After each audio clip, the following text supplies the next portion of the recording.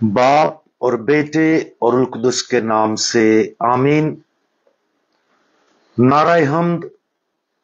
आज तुम अपने दिलों को सख्त ना करो, बल्कि अपने खुदा की आवाज सुनो।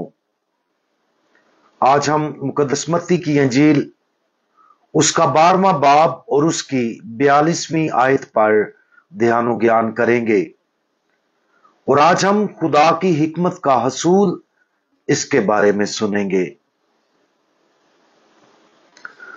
जनूब की मलका अदालत के दिन इस पुष्ट के सामने खड़ी होकर उसे मुजरिम ठहराएगी, क्योंकि वो जमीन के किनारे से सुलेमान की हिकमत सुनने को आई, और देखो यहां सुलेमान से बढ़कर है।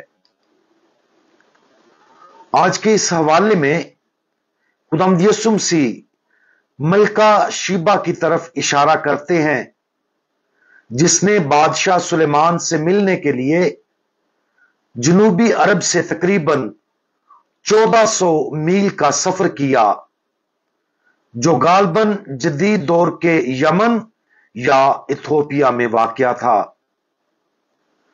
मलका ने सुलेमान के बारे में, उसकी दौलत और हिकमत के बारे में बहुत कुछ सुना था, और ये जानना चाहती थी कि क्या उसने जो कुछ सुना है वो सच है। चनाचे उसने लंबा सफर किया और रवायत के मुताबिक तकरीबन 6 माह तक उसके साथ रही। उसके साथ वक्त गुजारने के बाद वो बहुत मुतासर हुई और उसे सोने, मिसालों और कीमती पत्थरों के तहाइफ से नवाजा।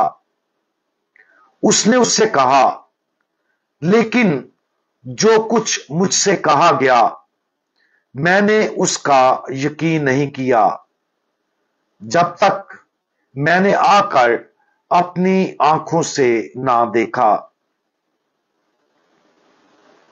और देख, मुझे आधा भी ना बताया गया था।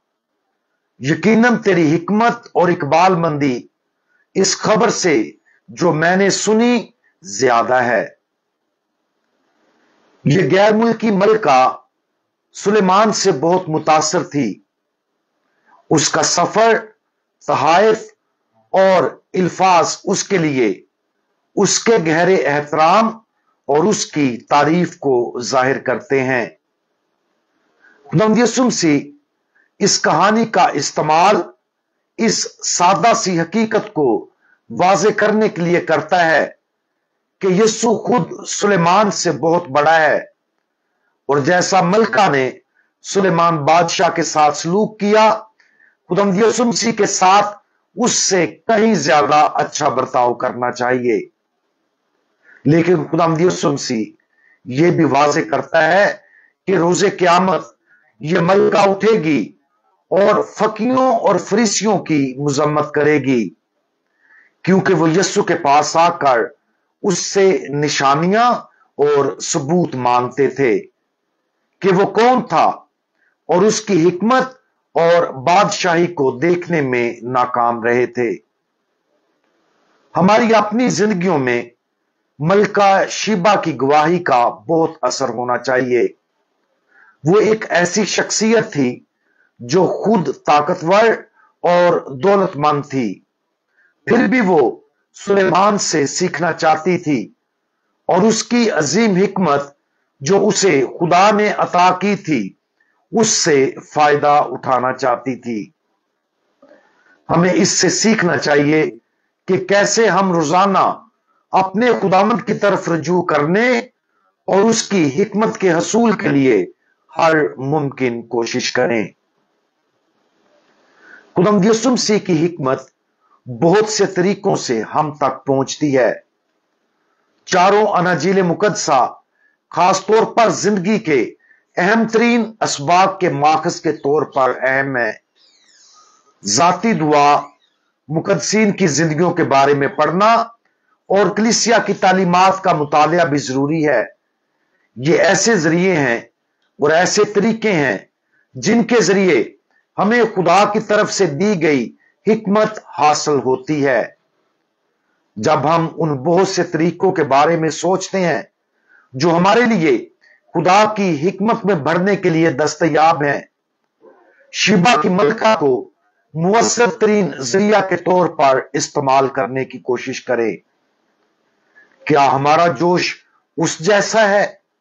کیا ہم مقدس تعلیم کے حصول کے لیے زیادہ وقت اور محنت صرف کرنے کے لیے تیار ہیں؟ کیا ہم خداوند یسوع مسیح کے پاس اس راستے پر جانا چاہتے ہیں جس طرح وہ سلیمان کے پاس جانا چاہتی تھی؟ الہی حکمت کے حصول میں سب سے بڑی رکاوٹ کاہلی اور سستی ہے۔ ہم اپنے ذہنوں کو بے مقصد مشاغل میں آسانی سے الجھا لیتے ہیں۔ بہت سے لوگ آسانی سے ٹیلی ویژن، کمپیوٹر یا موبائل کے ساتھ کئی گھنٹے گزار سکتے ہیں اور قیمتی وقت اور توانائی ضائع کرتے ہیں۔